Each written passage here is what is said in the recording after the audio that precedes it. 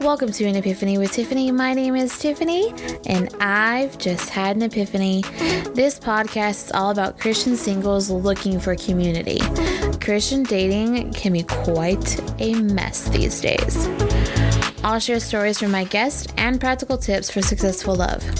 Dating shouldn't be this hard, right? So grab your favorite snack or drink and curl up with this episode, and you might just have an epiphany of your own.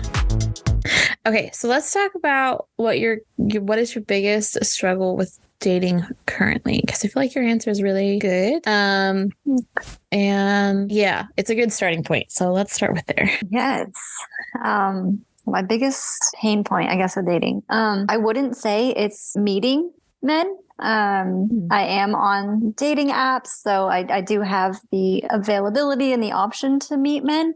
Mm-hmm. I guess it's less options than I would have thought being in a big city, but there are times, if I'm being frank, with this dating journey, I have had 1 to 2 dates every weekend, like if I wanted to choose that, and so that's not really it. It always seems like something happens that it's just not a good fit.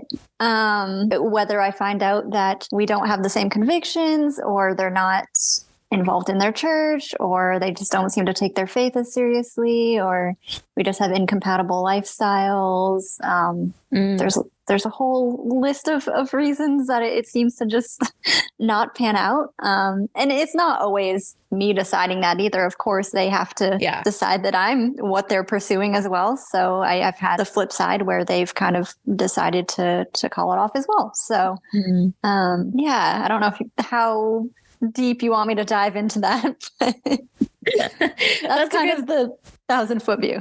Yeah. No, but you bring up a good point though, because as far as lifestyles are concerned, because I feel like not enough of us pay attention to that.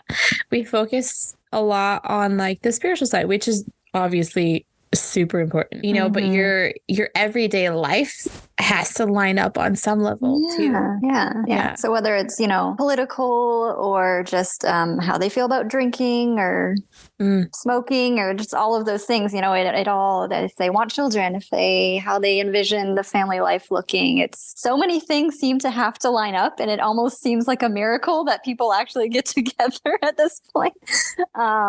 Maybe it's just me, but I'm like, all of these things have to align, and it has to be good timing, and ideally it has to be someone within my vicinity, and it's just it's tough. Yep. Preaching to the choir over here on that one. Yeah.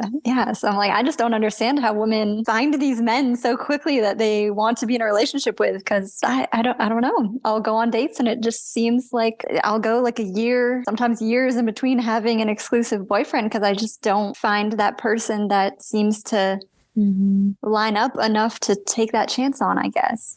So yeah, that's a huge point too. That's me. I've had a lot of situationships, Been there. And it's just what are we? I don't know what we are. And then finding that I get why guys ask this question. How long was your last, relationship or whatever? Because that is important to know. And it's also the question of how long ago was it? Also very important to know. But for me, it's okay, so both of my long relationships were only a year, and they were over 10 years ago. Yeah.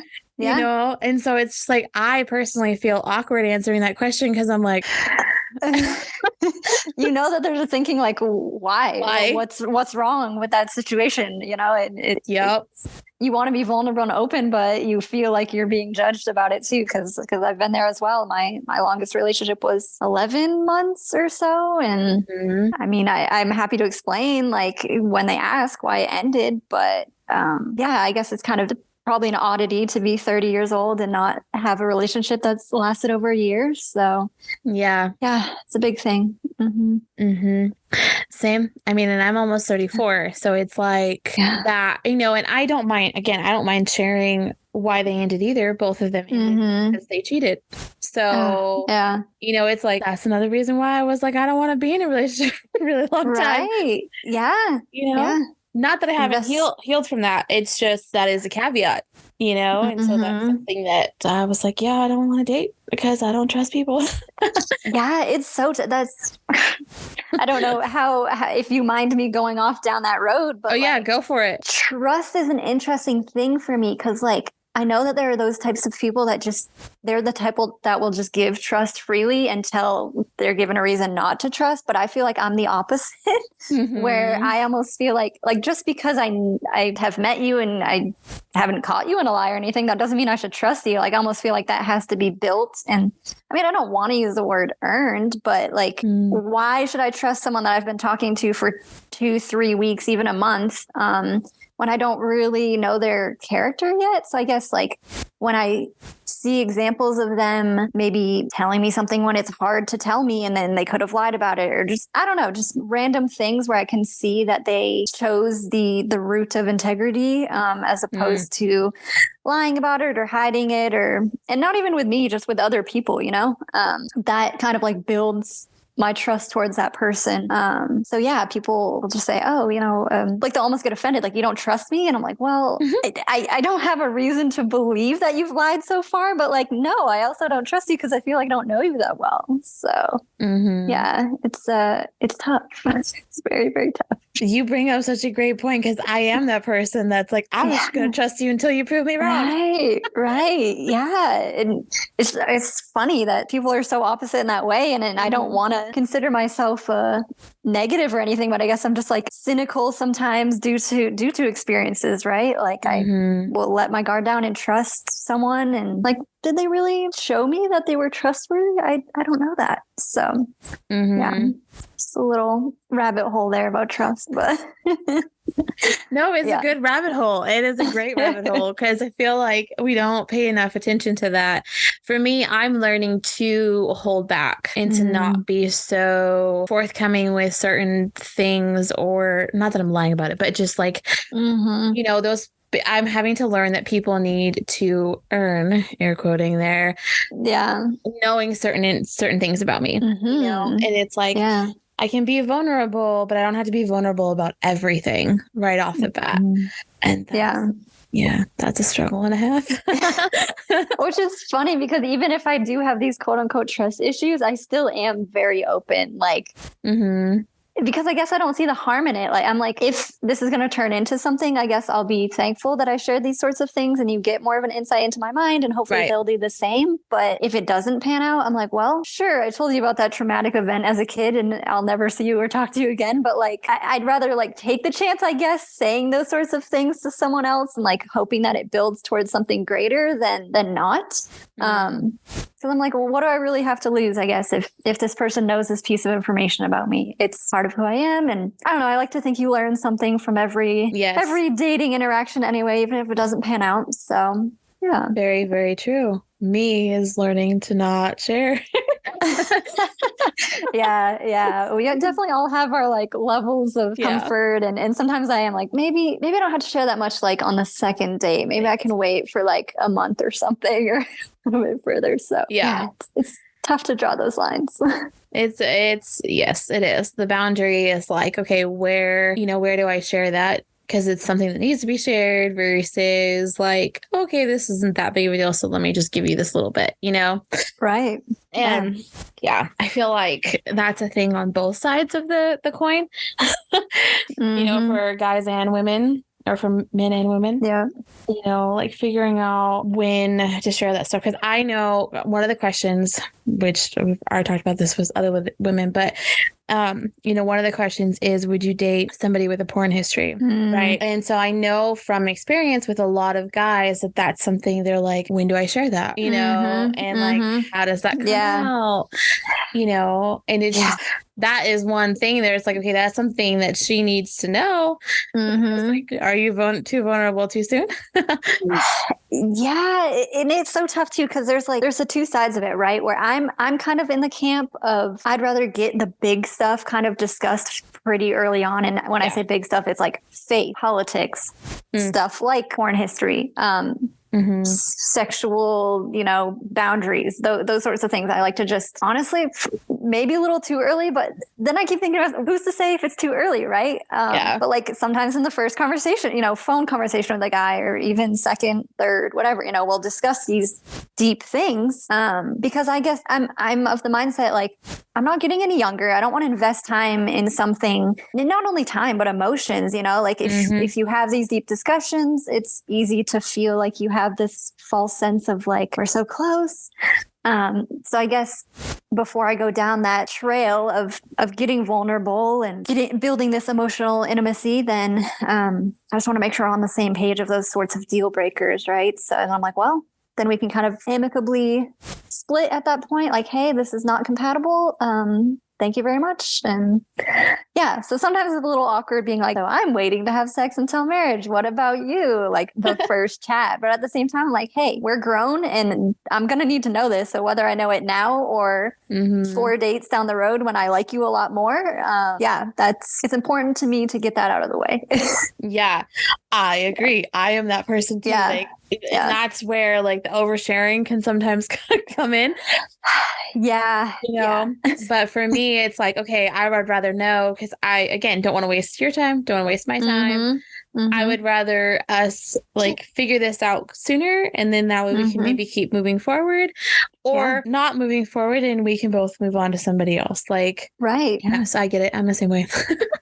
Yeah. And I'm a very sort of direct person, I guess, where I'll just ask those sorts of things. Like pretty much if I'm wondering something, I'll just ask like, hey, what are your thoughts about porn? Like I've had this conversation with guys, 2-3 conversations in, because those things matter. Right. So, that might be, I guess I get in my own head of, am I being too direct? Right. But I don't know. I don't want to like change. And I kind of struggle with this too. And this is kind of another rabbit trail, but like, I don't want to change who I am, but I understand that I'm not a perfect person. And like, I want someone to help me grow as a person as well. So, so I'm open to like feedback and I like kind of constructive criticism from guys as I'm getting to know them. But you have to like balance the line between, is this feedback of something I can change for like a healthy reason and it will help me be healthier and a better communicator or whatever the case is, or like, is this person asking me to like change part of who I am, So yeah, it's interesting. I definitely get in my head about, am I too blunt or direct, or should I be asking these things right away? And I don't know exactly where I've fallen with that, but it is helpful to know to weed out people that aren't compatible. I've discovered that. So. Yeah. And compatibility is huge. Being equally yoked is huge. Like, yes. Finding, I had this situationship that ended recently, and it was something at that point in time I didn't think was that big of a deal. Like when the question came up, I was like, really? Like, we're going to stop talking because of this? But then the more I sat with it, the more I'm like, oh no, this is a big deal. Okay. I was like, this is a big deal for me. And that's probably why I was like, really? Like, because their viewpoint on it was so extreme in the opposite direction that I was like, what? Like, how is this a thing? Because it didn't seem like it was that big of a controversial issue. But I know that some people have controversy around it. But anyway, it's just kind of like those things that we can learn that we don't always realize are like a more of a deal breaker than we thought that they were. So that's huge. Yeah. I know. It was so funny. I was talking to my girlfriends and I'm like, I can't believe that this is it. Like whatever, we were lining up on all these other things and like everything's great. And then they were like, but no, this is a huge deal. Yeah. I'm all, okay, it is. It is. Oh, and it's good to have that counsel and those people you can bounce that off of too, because it is super easy to get in your own head. Like, am I overthinking this? Am I making this bigger than it is? Or is this actually, I love having those friends you can call and I'm like, am I overreacting? Having that counsel. So. Well, I'm sorry to hear that ended, but I mean, it sounds like it's for the best. So. Yes. It is. Yes. So. Well, and that was the other thing too, is it kind of lined up with something that was like an equally yoked situation where I was like, oh, I didn't realize that, this thing held such it was such importance to me, right? Because I was focusing on all these other things that were like the top of my non-negotiable list. But there was this other one that was down there that I didn't even know about. Yeah. You know, and so it was good in that aspect. Yeah. And like then reflecting back on it more, I'm like, oh, we weren't lining up in all these other things either. Like I thought we were, but we really weren't. Okay, And gotcha. Yeah. See, hindsight.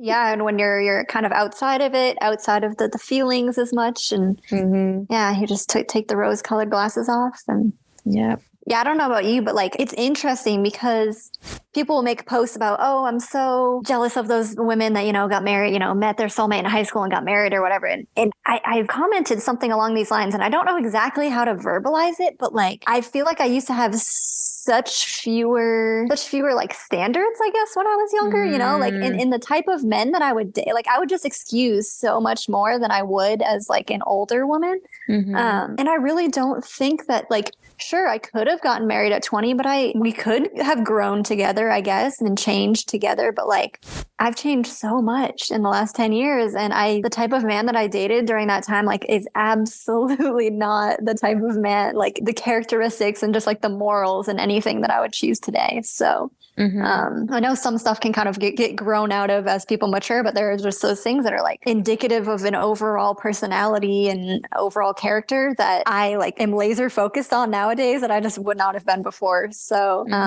in some ways I'm thankful that, like, I didn't maybe marry someone that I thought that possibly I'd want to when I was younger. But yeah, it's I don't even know how I got on that topic, but it's just it's an interesting thing to look at, and just very glad that I don't excuse those sorts of things. Okay, that's how I got on, because you said things that maybe it was lower on the list of deal breakers, and the older I get, the more like non-negotiables I feel like I'm racking up, because I'm like I'm learning myself so much better and finding my path in life, and I know that there are certain traits or just a personality of someone that just would not mesh with what I have going on. So yeah, agreed. I actually shared that with a couple of the other ladies. I was dating guys back then and in my early 20s, and easily could have married any one of them. But looking at who they turned into now and who I am now, I know that God can work in all ways. But I'm going to be honest, it probably would have ended in divorce, because they're just not, and I'm still friends. Well, not friends, but I still know and like kind of see one of my exes around. Because our circles still kind of mesh. Gotcha. So anyway, so like I get to see kind of and hear kind of like what he's got going on and stuff. And I'm like, nope. No, this is like, thank you, God, like it kind of sucks when you're looking around, you're single at 30, but it's like, it could be so much worse, like I would much rather be single than married to a man that's not it. Just not good. Just not it. Just not meshing. Like, not on the same page. Right. As far as like, that would be my one like thing is I want somebody who obviously has like the same spiritual outlook, but their mindset on kids and how kids how they want to raise their kids and what that looks like is probably second in line to the spirituality. It's huge. And like back in the day, I didn't care. Like I wasn't thinking about that, you know?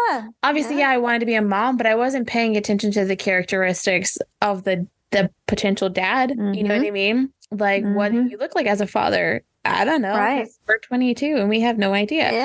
But now, that is like paramount to me. If you're not, one, if you don't want kids, two, one, if you don't want kids, you're just out, period. But if you want kids, what does that look like to you? And if we're not meshing up on how that looks, then I'm sorry, you might be a great guy. I might be attracted to you on all the other aspects. But if we don't line up on those two right there, Yeah.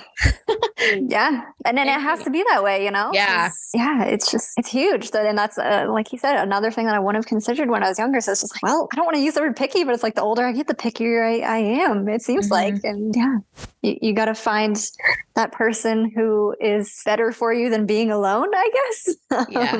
Yeah. Points you to God. Because, you know, me and God can handle a lot. So the guy has to be quite compatible to change what me and God have going on by ourselves over here. So amen. Yeah. Amen.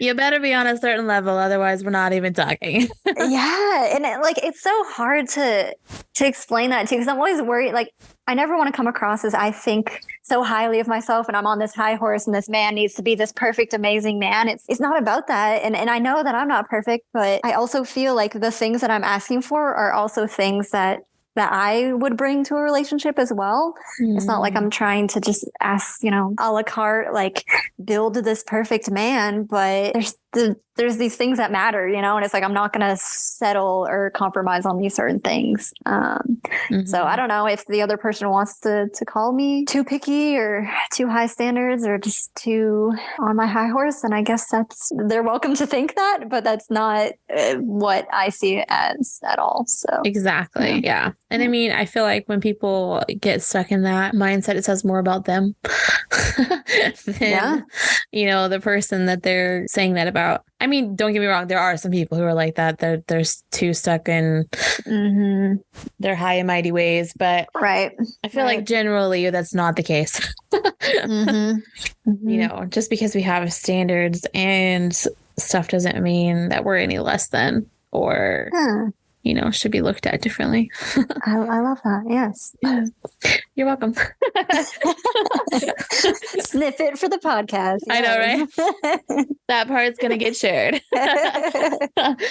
Oh, man. It's a wild ride right now, you know, with just culture. It's crazy.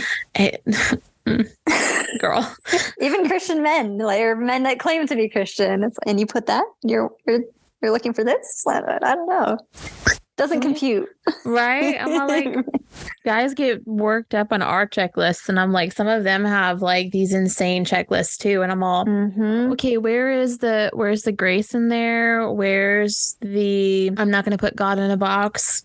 You know, like I had that conversation with a lady that I just got off with a little bit ago. We had a whole rant about putting God in a box. And it was funny though, because she was like listening to these things and I'm over here like, I'm sorry, God, I've been putting you in a box. Yes. I'm totally guilty of that too. It's, but then sorry. Go on. No, go ahead. You go ahead. It's hard because I know God can work in all these different ways. And I have put myself out there too of like, you know, listening to the Heart of Dating podcast, like date the unexpected. Maybe this isn't as big of a deal as you think. Like date may be different than you go for physically or possibly personality wise, or like go out 2 or 3 times with a guy that you don't feel sparks with and all these things. And I have tried that. It's not for lack of trying, right? So it's hard to not get discouraged too, because you're like, Lord, I know that you are capable of these things. And I'm trying to be open to this here, but it's like, it's still not working out. Right. So yeah, I guess it's just part of like your expectations you just have to throw away. And then, when it's right, then it's going to be right. But that's my 2 cents on it. I agree though. And like, and the whole point of our conversation was like, what if those things are legitimate, like non-negotiables, biblically speaking, versus society's influence? Oh, okay. Yeah, that's a good one. Oh, I was like, this is going to get good. I haven't put a ton of thought into that one. It's a good thing to think on and just like look in the Bible of like the traits of godly men, right? And like, oh, maybe he doesn't have to look this way or do, you know, have this sort of job or whatever the case is, you know, because okay, I like that. I was like, oh, this is gold. I was like, girl, that's definitely going in the podcast. She's like, I know. That's awesome. It is. Yeah. It was just one of those moments where she was just like going and I'm like, Preach. Preach it out, honey. And then at the end, I'm like, thank you, Jesus, because that was like, I couldn't have said that at all. Like, and she was like, well, I don't even know where it came from. And I was all, ask God. Yeah. Holy Spirit. Thank you. Thank you. Yeah. And that's what I'm loving about this so much, is just seeing where everything is kind of coming together. So anyway, but that whole thing, like, it keeps coming back to society. Like, I feel like like our cultural influence, right? Because not only do we have like the general American culture, but we have so many subcultures throughout America too. And it's just like all of those things are playing roles in how we're viewing the opposite sex, and whether we look at them as somebody that was made in the image of God, or we just look at them as somebody that's pissing us off online. You know what I mean? Love that. So it's just, I'm like, I could rant about that one for hours. Yeah. I mean, I'd be curious to, like, I don't know, hear your thoughts on culture and how that has affected me, or just in general? I don't know. Whatever you, I know, like, you're interviewing me, so we don't have to go down that rabbit hole, but I'm like, well, because there are a lot of different directions you can go in when you talk culture, right? So I'm like, well, I'm curious where your mind is with that. And then so my mind, like, not to get political, but we're going to get political. So, like, when you look at the political sides of things, right? You got conservatives, you got middle people, and then you got liberals, right? Yeah. And we're all on the spectrum. So that in and of itself is a huge influence. Yep. Then if you throw in those of us who grew up heavy in purity culture, and then there's those of us who were barely touched by purity culture, that is huge in how, in my personal opinion, how we approach dating currently. Then you have like cultural things as far as, what's the word I'm looking for? Like ethnic cultures view things differently too, right? So, what marriage looks like in different ethnicities will play a role in how you're viewing it as, that ethnicity in dating. So there's so many, like, it's just a huge melting pot of things where, like, if we focus too much on this external stuff and that takes out the, like, biblical principles of what marriage really is, and add in feminism, and add in like the red pill guy side of things too, like, and that in and of itself is just like that's a straight up spiritual battle right there, in my opinion. Like, when you have that side of it, like, I am woman, like, I don't need no man. And then you have the guys where, like, well, my woman has to be this way and she's gonna blah blah blah blah. And I'm like, what? No. Like, neither one of those are biblical. Right. And, like, while they use biblical words as far as, like, submission on the guy's side and stuff, it's still not, in my opinion, still not how submission is actually supposed to work. Because there's that, like, respect thing, right? You have to be a man worthy of being submitted to, instead of just expecting submission. Yep.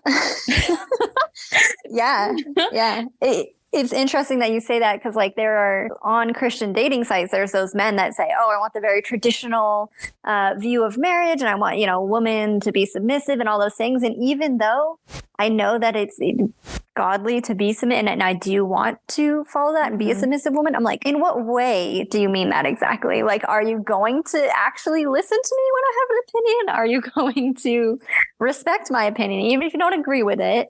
And even if that's not ultimately the route we go down, is it going to be a matter of, like, because I said so? Like, are you going to be like a parent to a child with me? Or so it's almost like a red flag when I see those, which is so sad to say, because they're just expressing interest for like a biblical marriage, but it's almost like I've just seen negative examples of that. And I guess when I see people put it that way, I always, which is wrong on my part, but I assume that they take it to the extreme side of things. So instead of having that conversation, I'm like, no, I'm going to swipe left on you because I don't know. I just, I fear that you would be controlling or whatever the case is, you know? So, yeah.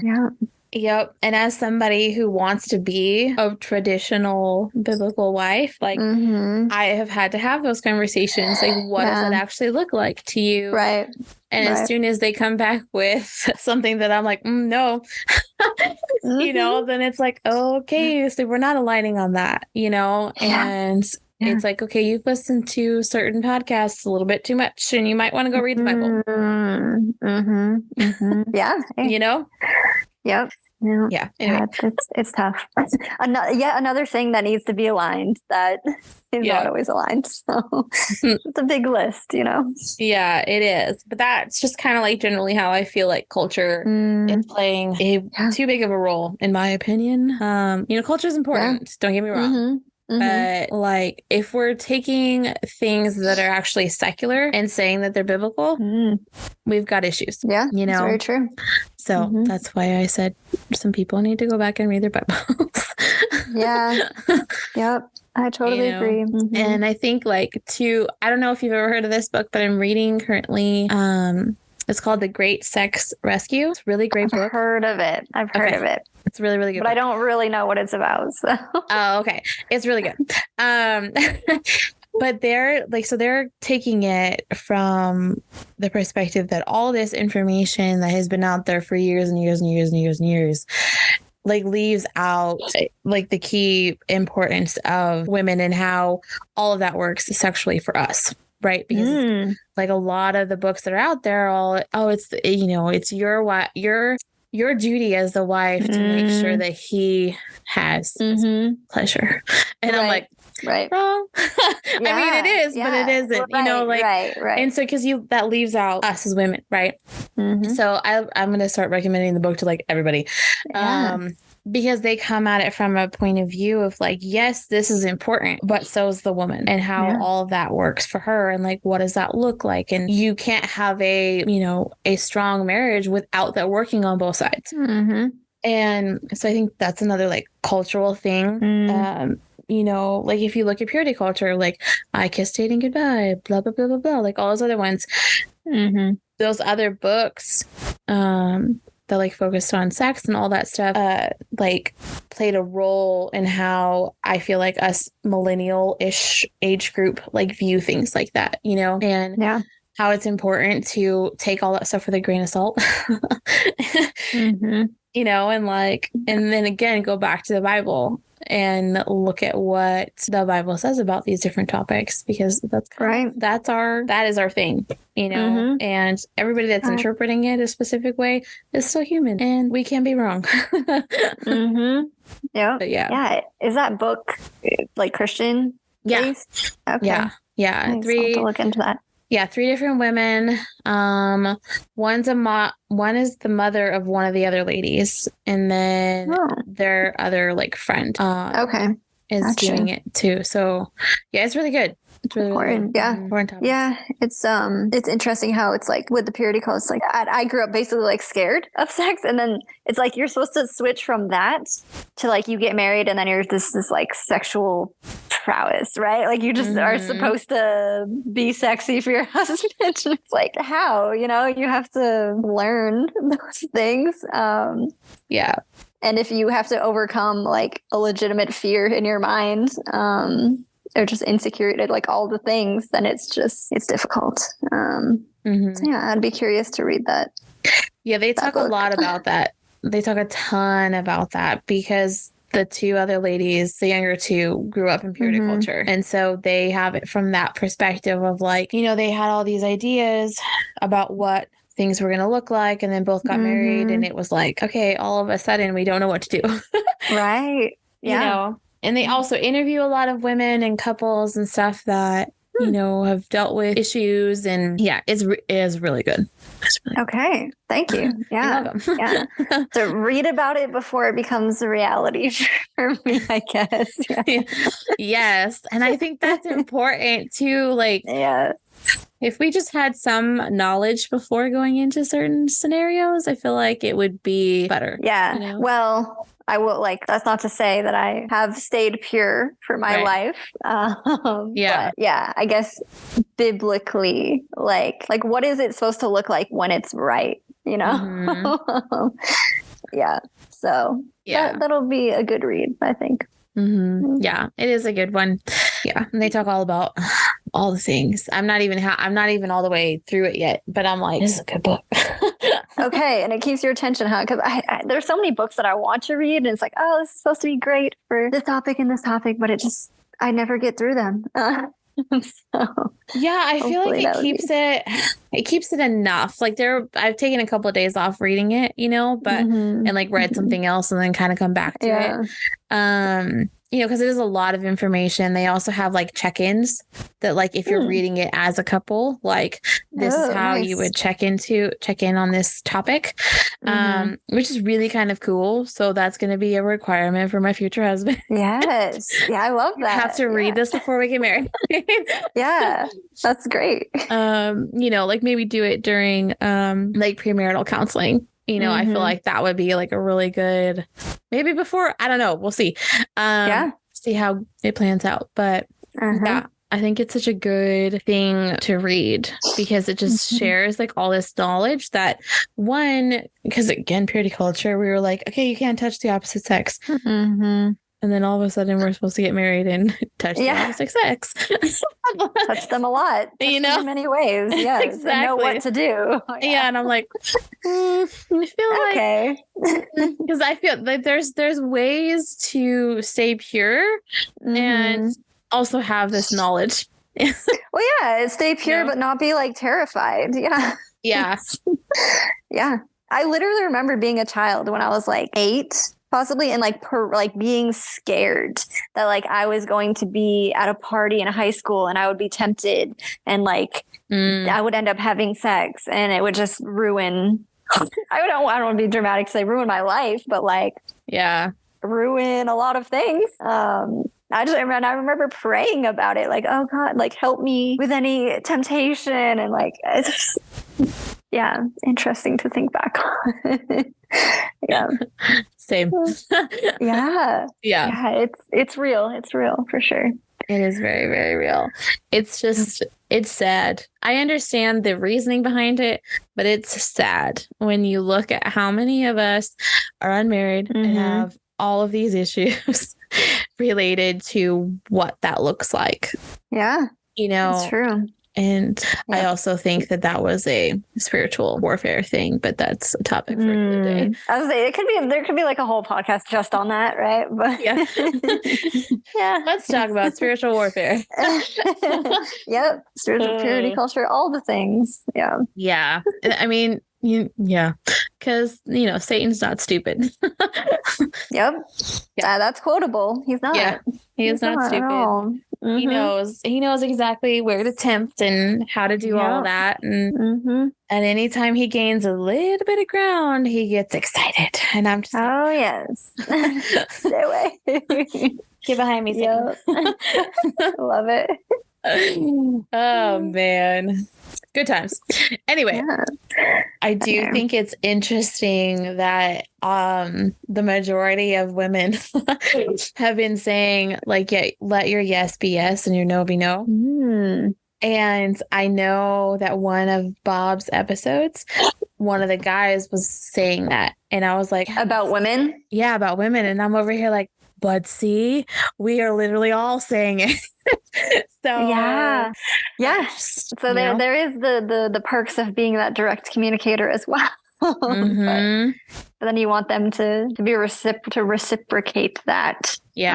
Too. And I think that kind of reminds me of pursuit and all that. There's so many rabbit holes you can go down of what does pursuit look like? And does the guy have to be the pursuer? And if I drop the hanky, is that me pursuing too much? And it's so easy to just get in your head about all of that. And that could be a whole podcast episode, but it could. Yeah, it really could. But yeah, I understand that. I see that. Pursue. It's interesting because I don't think it should be the guy does everything, right? It's and a lot of women have this idea that the guy like should be paying for dates. And I don't think that's necessary for a guy to pursue. Because I try to see it from their side too and be very understanding that I'm sure it's tough on their end and to feel like they have to have the burden of like, showing the interest first, liking you first. Because there are women that like won't even swipe right on guys until they know that he's liked them, right? Like they won't go out, they'll wait for the likes and then they'll decide to match sort of thing.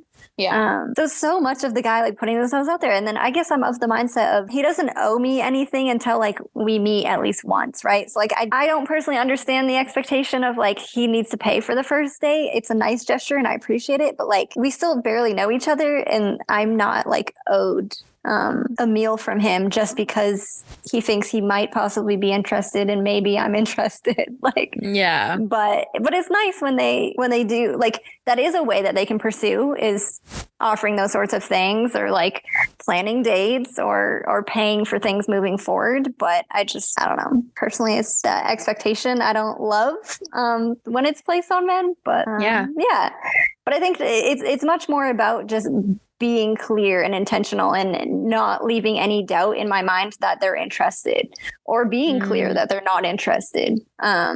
It doesn't take much. Like he doesn't have to write me all day he doesn't have to be texting me all day every day, but like it's the little things where you know that he's busy and he still takes the time to, take a minute and send you a text or just be very intentional with the time that he is taking with you and like remember things that you say and ask, like follow, the questions that they ask back are very important and show that they're actually curious about you. And it's those things mean a lot to me. Just it doesn't have to be a huge, big act or anything or grand gesture by any means. But just show like, and not just words, but action, right? Like your actions. I know that you're busy. I know that you have this going on and your work is crazy or whatever, but you still took the time to make me feel like you prioritized me. Is definitely huge. So yeah, that's my 2 cents. So basically it doesn't have to be a romantic comedy. Right. Exactly. Like you can be a normal guy, but just act like you care and actually care about me as a human being. I like to think it's not too much to ask, but then you got to give them like, it shouldn't be only them, giving you all of this, right? Like you need to reciprocate back and show that interest back to them. And I don't think, messaging someone first or anything means that they can't pursue you after that. Like that turns you into the pursuer. It's like, well, you give them a little bit and then you kind of see what they'll do with that. Right. But like to expect him to pursue you when you're not clear that you're into him as well is just unfair. And I think just as you get to know them, you learn how they feel cared for too. Because there have been times I thought that like I was being obvious, that I was like showing the other person that I cared about them and I liked them and whatever. And they've had to straight up ask me like, how do you feel about me? What do you think about me? And I'm like, oh, I guess I thought it was obvious, but people aren't mind readers, right? So just learning that telling goes a long way, just being upfront with how you feel, but like you have to have the action that backs that up as well. So yes. Yeah. The intentional action. So that's come back up again, gentlemen. Yes. It doesn't have to be a ton, but be intentional. Yeah. But like, again, letting your actions and your words meet up. They have to align because I don't know about, I'm sure other women, but like I think a lot of us have been burned by men not doing that. So we have like hawk eyes when it comes to that. And we don't want to be played. And and I'm sure, men, I'm sure it's the same for men too, but I can only speak to my experience. And we have an eye out for the words not lining up to the actions. So. Yep. Because that turns into like a big yellow flag and then probably a red flag a little further down the line, because communication is huge. Oh gosh. And yes. Then that could be a whole nother podcast episode too. Girl, I already have one that's huge. out. Yeah. I love it. Love I already that. I have two. I have two that I've already released on communication. And many women keep bringing up communication. And I'm like, but I think it's you have to communicate about what communication means too, because it's easy for people to say, oh, I want a good communicator, but like, what does that look like? What does that mean to the other person? They might think they're doing great, but the other person's not receiving that. Like they think that they're lacking something in the communication. So communication about communication. Because we all communicate differently. We have communication styles. Yeah. That is a thing. Yeah. Huge thing. And it's like, even like the mode of communication or like the frequency of communication. Like there are people like, oh, they'll ask questions about, should I, this person's not texting me. Are they not interested? Or like, should I don't want to text too much. And I'm like, just ask. Like, I'm the type that I'll just ask if I'm wondering something like, hey, how do you see this? It seems like we're getting along. Are you the type that likes to text throughout the day, check in at night? Like what is healthy for you? And that can solve a lot of issues or non-issues that you turn into issues in your head down the road. Yes. Overthinker over here. But same. Yeah. So just don't leave that room for interpretation, and you can just ask. Yeah. That was gold. Yay. Good. I had to end on a high note, right? Yeah. That was perfect. I'm sure. It was funny. I was thinking, I'm like, we're going to end up back on communication at some point, because we kept kind of skirting around it, but we didn't quite go there. And I was like, it's going to come back. It's huge. Yes. It is. It's so big. And so many issues could be like, what's the word, like nipped in the bud. Yeah. You would just communicate and they won't even turn into issues. Yeah. Yes. A huge thing. Yeah. And communicate effectively, because again, we all communicate differently, and somebody's perception of what you're saying is going to cause more issues than not communicating about it. So it's like, you got to get that stuff out there too. Like, oh, well, this is what I'm hearing you say. I know that that kind of like touches in on like some people who have issues with therapy, and whatnot. But I have that background. Like my background is in psychology and social work. So I automatically like go there. And but it's a very helpful thing to do. Yeah. It doesn't have to be like a therapist thing. It's just like a good communication tool of like, this is what I understood that you said. Am I on the right track with this? Clear up any misunderstandings. Yeah. This is like a general thing. Like, because I'm getting frustrated by this, right? So, am I interpreting this correctly, or is this something else I need to deal with internally? You know what I mean? Yeah. Yeah. Yep. It's huge. Yep. Hey, thanks for listening. I hope you've enjoyed the stories and the perspectives that were shared in this episode. Please share it with a friend whose dating life might need some help. Wink, wink. If you want to connect with me on social media, you can find me on Instagram, TikTok, and Twitter @AnEpiphWithTiff. I really hope to see you there. There are multiple ways that you can support my show. You can pray for me, rate, review, and share any episode that you love. Or you can even financially contribute by going to patreon.com/Epiphany with Tiffany.